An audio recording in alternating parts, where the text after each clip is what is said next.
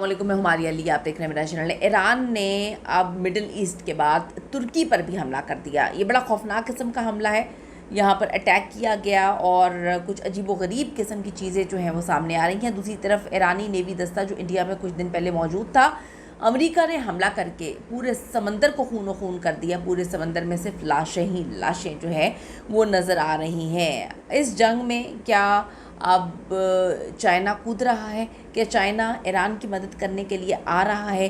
بڑی اہم ترین خبریں آج کی ویڈیو میں شامل کریں گے۔ ریکویسٹ ہے چینل کو سبسکرائب کریں، ہمیں اس کی ضرورت ہے۔ ویڈیو کو آخر تک آپ نے ضرور ملاحظہ کرنا ہے۔ تھوڑا سا آپ نے یہ سمجھنا ہے، میلان 2026 بحری مشق سے متعلق جو بھارت کے بحریہ نے ویزک میں فروری 2026 میں منعقد کی تھی۔ یہ ایک بڑی ملٹی نیشنل بحری مشق تھی جس میں 70 سے زیادہ ممالک نے حصہ لیا تھا۔ اس میں امریکہ، روس، ایران اور دیگر لوگ بھی شامل تھے۔ ایرانی جنگی جہاز جو آئرس ڈینا ہے، ایک جہاز جو ایران کی جدید ترین جو ہے وہ مقامی طور پر بنایا گیا جدید ترین جہاز تصور کیا جاتا ہے۔ اس پر ایران بہت زیادہ پراؤڈ کرتا ہے، جنگی جہازوں میں سے یہ ایک ہے۔ اس نے بھی اس مشق میں شرکت کی تھی۔ یہ جہاز بھارت میں جو ہے انٹرنیشنل فلیٹ ریویو اور میلان 2026 میں جو ہے شامل ہوا، جہاں ایرانی اور بھارتی بحریہ کے افسران جو ہیں ہاتھ ملا رہے ہیں۔ بڑا ان کے فوٹو شوٹس ہوئے ہیں، تصویریں وغیرہ کھنچوائی ہوئی ہیں۔ جہازوں کی مشترکہ مشقیں یہاں پر کی جاتی ہیں۔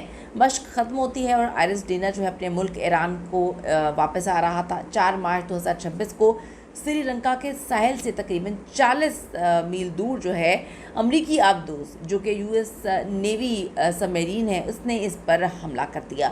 حملہ بھی اتنا خوفناک، حملہ بھی اتنا دردناک تھا کہ جہاز ڈوب جاتا ہے۔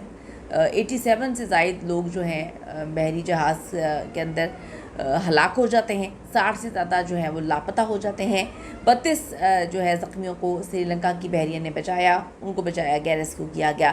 امریکہ جو ہے اس میں بڑا خوش ہو رہا ہے، امریکہ جو ہے وہ جشن منا رہا ہے۔ امریکہ کا کہنا ہے کہ اسے دوسری جنگ عظیم کے بعد پہلا دشمن جنگی جہاز کو جو ہے ڈوبنے کا واقعہ اس کو قرار دے رہا ہے۔ تو امریکہ اس وقت بہت زیادہ خوش ہے کہ ہم نے ایک بہت بڑا جو ہے کارنامہ سر انجام دے دیا۔ امریکی ڈیفنس سیکرٹری پیٹا نے کہا کہ ایک ایرانی جنگی جہاز جو بین الاقوامی پانیوں میں محفوظ سمجھ رہا تھا خود کو، اسے ٹورپیڈو سے خاموش موت دے دی گئی ہے۔ اس پر وہ بہت زیادہ خوش ہو رہے ہیں، یعنی کہ وہ لوگ جو اب سے کچھ دن پہلے بالکل ٹھیک تھے، مشقوں میں شریک تھے، وہاں پہ تصویریں کھنچ رہی ہیں، وہاں پہ ملاقاتیں ہو رہی ہیں، ان کو امریکہ کی جانب سے پانیوں میں مار دیا جاتا ہے۔ ان کی لاشیں جگہ جگہ بکھری ہوئی تھیں۔ پورا سمندر جو حصہ تھا سمندر کا لاشوں سے جو ہے وہ لاشوں میں نظر آ رہا تھا کہ صرف لاشیں لاشیں تھیں ہر طرف۔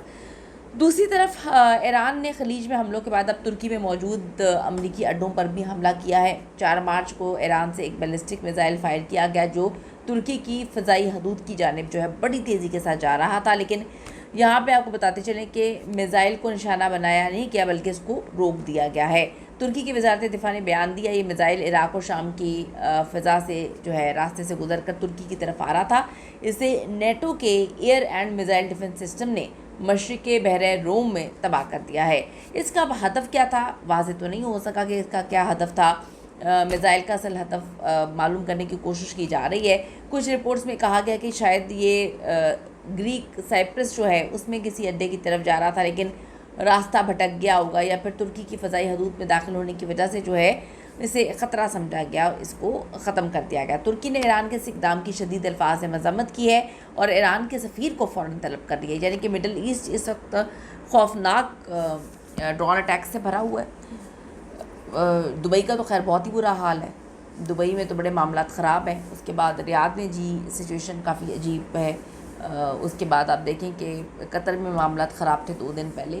دبئی سب سے زیادہ افیکٹڈ ہے۔ اب یہاں پر جو ہے ٹرکی میں یہ سب کچھ ہوا، ٹرکی جو ہے کافی شدید غصے میں ہے، انہوں نے اپنے ایران کے سفیر کو بلا لیا ہے۔ اس واقعے میں کوئی جانی نقصان تو نہیں ہوا ہے۔ نیٹو کے جو گرنے والے ملبے کے کچھ ٹکڑے ترکی کے صوبے ہیٹے میں گرے ہیں، لیکن انسانی جانوں کو کوئی نقصان نہیں پہنچا ہے۔ یہ پہلا موقع ہے جب جو موجودہ تنازع چل رہا ہے اس میں نیٹو براہ راست ملوث ہوا ہے اور اس نے ترکی کی حفاظت کی ہے۔ تو آپ دیکھیں کہ سچویشن مشرق وسطیٰ کی ہر گزرتے دن کے ساتھ بہت خوفناک ہو رہی ہے۔ تصور کیا جا رہا ہے کہ چین جو ہے شاید اب کھل کر سامنے آ جائے، لیکن آپ کو بتاتے چلیں کہ چین کے اپنے مفادات ہیں۔ چین جو ہے امریکہ سے ڈائریکٹ پنگا نہیں لے سکتا، کیونکہ چین کو یہ بات بہت اچھے سے پتہ ہے کہ ہم ڈائریکٹ پنگا لیں گے تو پھر عالمی جنگیں لگ جائیں گی، اور امریکہ تو اس وقت موڈ میں بیٹھا ہوا ہے کہ جو بھی ملک اس کی ٹکر کا ہے اس کو نیست و نابود کر دے۔ اپنی قیمتی رائے ضرور دیجیے گا اس حوالے سے۔ See you in the next video.